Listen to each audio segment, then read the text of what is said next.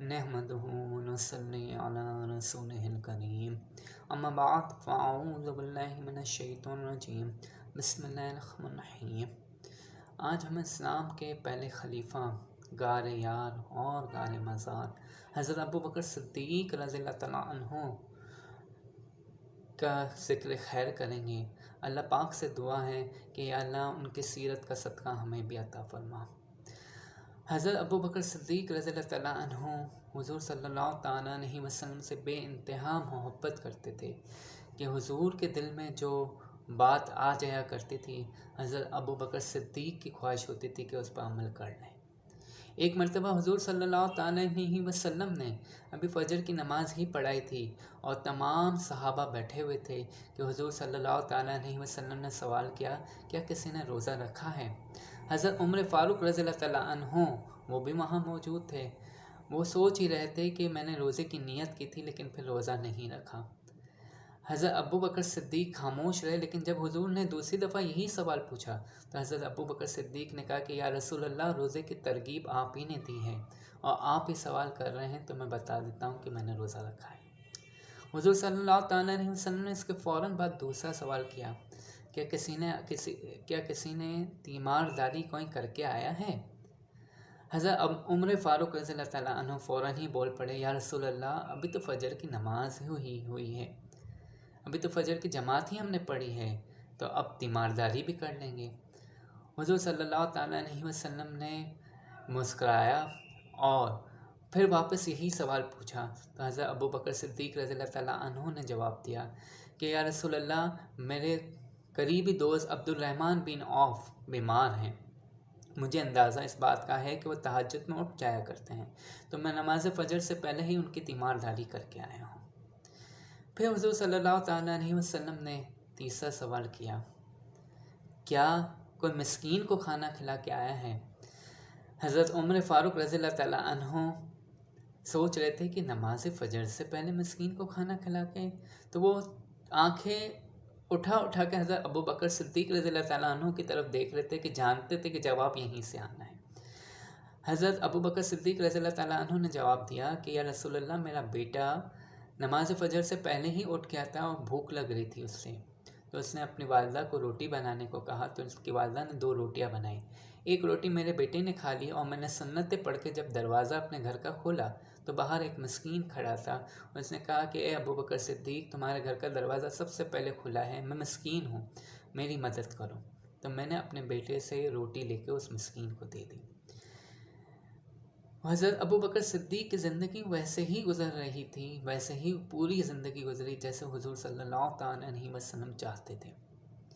اسی طرح سے ایک اور واقعہ ہے، حضرت علی رضی اللہ تعالیٰ عنہ کے بھائی حضرت عقیل رضی اللہ تعالیٰ عنہ نوجوانی کی عمر میں ہی اسلام لے آئے۔ جیسے ہی اسلام قبول کیا، وہ حضور صلی اللہ تعالیٰ علیہ وسلم کے قریب رہنے لگے، اور کیونکہ دین میں کمپٹیشن، مقابلہ کرنا بالکل جائز ہے کہ اگر ایک شخص 10 نوافل پڑھتا ہے تو میں کوشش کروں کہ میں اس سے آگے نکل جاؤں، میں 20 نوافل پڑھوں، یہ بالکل دین اسلام اس چیز کی اجازت دیتا ہے اور پسند فرماتا ہے۔ حضرت عقیل رضی اللہ تعالیٰ عنہ نے نوجوانی کی عمر میں اسلام قبول کیا تھا، تو وہ حضرت ابو بکر صدیق رضی اللہ تعالیٰ عنہ کو دیکھا کرتے تھے کہ وہ ہر وقت حضور کے قریب رہتے ہیں، ہر وقت حضور ان کو اپنے پرسنل کام دیا کرتے ہیں۔ جیسے کہ ایک مرتبہ حضور صلی اللہ تعالیٰ علیہ وسلم نے حضرت ابو بکر صدیق رضی اللہ تعالیٰ عنہ کو کہا کہ اے ابو بکر، میرا گھوڑا تیار کر لو کہ ہمیں سفر پہ جانا ہے۔ جب حضرت ابو بکر صدیق گھوڑا تیار کرنے کے لیے باہر نکلے تو حضرت عقیل بھی ان کے پیچھے آ گئے، ان کو کہا کہ آپ ہٹ جائیں، میں گھوڑا تیار کروں گا، میں نے گھوڑا تیار کرنا ہے۔ اس طریقے سے حضرت عقیل رضی اللہ تعالیٰ عنہ حضرت ابو بکر صدیق کے کام کو، حضور جو کام بتاتے تھے وہ حضرت عقیل کوشش کرتے تھے کہ وہ کر لیں۔ حضرت ابو بکر صدیق جب جمعے کا دن آیا تو حضرت ابو بکر صدیق کی عادت تھی کہ جمعے کی نماز میں پہلے ہی مسجد پہنچ جایا کرتے تھے اور مسجد کو صاف کرتے تھے، اور صاف کر کے پھر پہلی صف میں ہی بیٹھ جایا کرتے تھے۔ اسی طریقے سے حضرت ابو بکر صدیق نے یہی عمل کیا، مسجد میں سب سے پہلے آ گئے، پوری مسجد کی صفائی کی اور پھر پہلی صف میں بیٹھ گئے۔ حضرت عقیل رضی اللہ تعالیٰ عنہ آئے اور انہوں نے دیکھا کہ آج بھی حضرت ابوبکر صدیق آگے نکل چکے ہیں تو جلال میں آگے. اچھا یہ جلال محبت کا تھا. انہوں نے حضرت ابوبکر صدیق رضی اللہ تعالیٰ عنہ کے پاس پہنچے اور کہنے لگے کہ اٹھیں ابوبکر، یہاں سے اٹھ جائیں. ان کو وہاں سے اٹھایا، پہلی صف سے دوسری صف میں، دوسری صف سے تیسری صف میں، تیسری صف سے 7ویں صف میں لے گئے اور کہنے لگے وہاں پر کہ آپ یہاں بیٹھ جائیں. تو حضرت ابوبکر صدیق نے بھی کیا خوبصورت جملہ کہا کہ شہزادے اجازت دے تو یہاں بیٹھ جاؤں. یہ معاملہ حضرت علی رضی اللہ تعالیٰ عنہ دیکھ رہے تھے. جمعے کی نماز حضور صلی اللہ تعالیٰ علیہ وسلم نے پڑھائی اور تمام نمازیں اپنے گھر کو چلے گئے. حضرت علی رضی اللہ تعالیٰ عنہ وہاں رک گئے اور حضرت عقیل کے بارے میں حضور صلی اللہ تعالیٰ علیہ وسلم سے عرض کرنے لگے کہ یا رسول اللہ عقیل کو سمجھائیں کہ عقیل حضرت ابوبکر صدیق کے بارے میں انہوں نے آج یہ کیا ہے. اس پر حضور صلی اللہ تعالیٰ علیہ وسلم نے حضرت علی رضی اللہ تعالیٰ عنہ سے سوال کیا کہ یہ بات تو بتاؤ کہ ابوبکر نے اس بات کا کیا جواب دیا.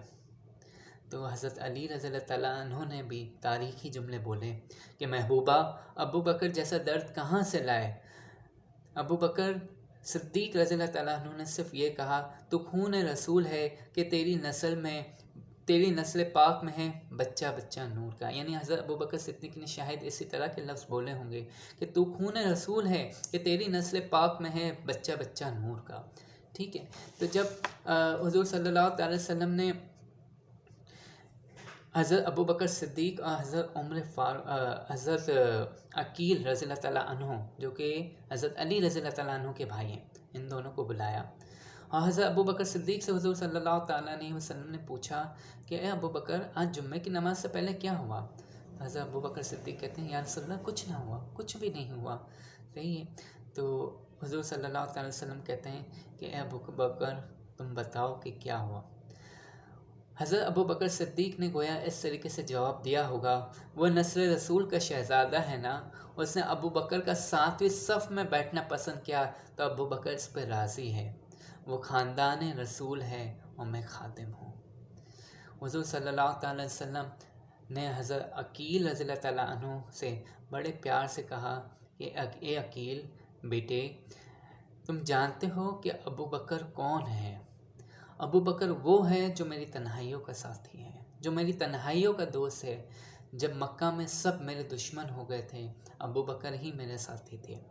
غار ثور میں ابوبکر کی بیٹی میرے لیے کھانا لے کر آتی تھی اور یہ وہ وقت تھا کہ جب حضرت ابوبکر صدیق رضی اللہ تعالیٰ عنہ کی بیٹی نے بہت زخم بھی اٹھائے کہ دشمنوں نے ان کو بہت ہی زخمی بھی کیا. حضرت ابوبکر صدیق رضی اللہ تعالیٰ عنہ کا بیٹا دودھ دھو کے میرے لیے لایا کرتا تھا.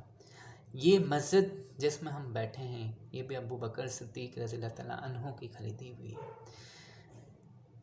آگے پھر حضور صلی اللہ تعالیٰ علیہ وسلم نے یہ بھی فرمایا کہ میرے بیٹے عقیل تم جانتے ہو کہ جب بھی میرے پاس کسی کا پیسہ آتا ہے تو میں بڑے خیال سے خرچ کرتا ہوں، لیکن جب میرے پاس حضرت ابوبکر صدیق کے پیسے آتے ہیں تو گویا میں اس طریقے سے خرچ کرتا ہوں کہ جیسے یہ میرے ہی پیسے ہیں. جب قیامت برپا ہوگی اور سب جنت میں چلے جائیں گے تو اے عقیل میرے بیٹے، میں حضرت ابوبکر صدیق کا بازو پکڑ کے اللہ کے پاس لے جاؤں گا اور اللہ سے کہوں گا کہ اے اللہ، حضرت ابوبکر صدیق نے کلمہ پڑھنے سے لے کر غار تک، غار سے بدر تک، بدر سے احد تک، احد سے تبوک تک، تبوک سے مزار تک ہمیشہ میرا ساتھ دیا ہے، اب تو ہی اس کا بدلہ عطا کر دے. یہ ہمارے حضرت ابوبکر صدیق رضی اللہ تعالیٰ عنہ کے زندگی تھی جو اس طریقے سے تھی، جو کہ ہر لمحہ حضور صلی اللہ تعالیٰ علیہ وسلم کے مطابق گزارا کرتے تھے. ایک مرتبہ حضور صلی اللہ تعالیٰ علیہ وسلم کے پاس صحابی بیٹھے ہوئے تھے اور صحابی ہمیشہ صرف یہی چاہتے تھے کہ بس حضور سے تعلیمات لیتے رہیں اور حضور کو تکتے رہیں، گویا ہر وقت تکتے رہیں. تو حضور صلی اللہ تعالیٰ علیہ وسلم نے اس وقت ارشاد فرمایا جہاں پہ حضرت ابوبکر صدیق رضی اللہ تعالیٰ عنہ بھی قریب ہی بیٹھے تھے کہ وقفے سے ملا کرو کہ محبت بڑھتی ہے. جب یہ بات ظہر سے پہلے کہی، حضرت ابو بکر بھی بیٹھے تھے، حضرت ابو بکر نے بھی اس بات کو ملاحظہ کیا۔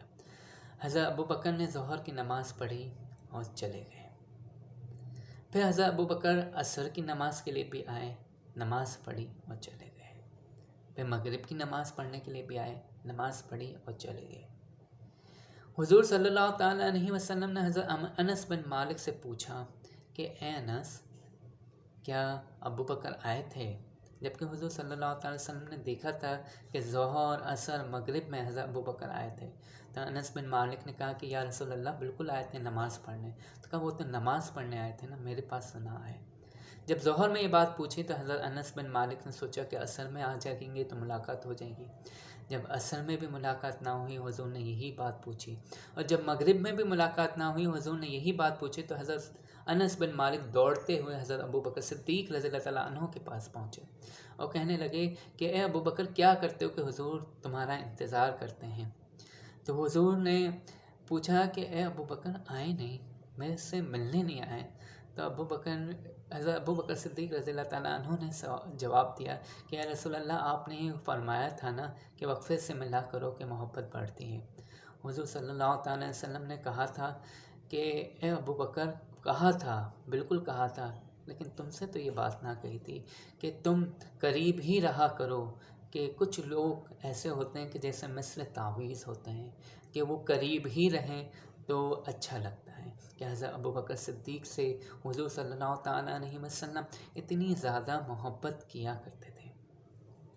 اگر ہم تھوڑا اور آگے چلیں اور حضرت ابو بکر صدیق رضی اللہ تعالیٰ عنہ کے زندگی پر نظر دوڑائیں تو ہمیں اس بات کا بھی اندازہ ہوگا کہ حضرت ابو بکر صدیق رضی اللہ تعالیٰ عنہ کا جب وصال کا وقت قریب آیا تو حضرت ابو بکر صدیق رضی اللہ تعالیٰ عنہ نے کہا تھا کہ یہ تفصیل کبیر میں ہے یہ موجود کہ میرا جسم مبارک کو دروازے کے پاس لے جانا، اگر دروازہ خود کھل جائے تو مجھے وہاں اندر حضور صلی اللہ تعالیٰ علیہ وسلم کی قبر مبارک میں یعنی قدموں کے ساتھ ہی دفن کر دینا۔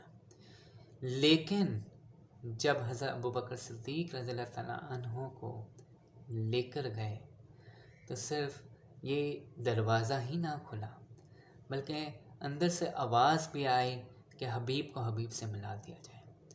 یہ ہمارے حضرت ابو بکر صدیق رضی اللہ تعالیٰ عنہ تھے جو حضور صلی اللہ تعالیٰ علیہ وسلم سے بے انتہا محبت کیا کرتے تھے۔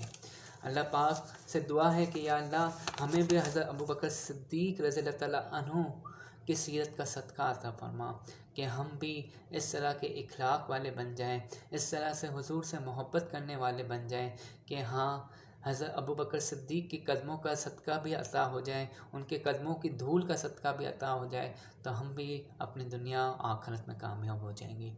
آمین بجاہ النبی الامین صلی اللہ علیہ وسلم۔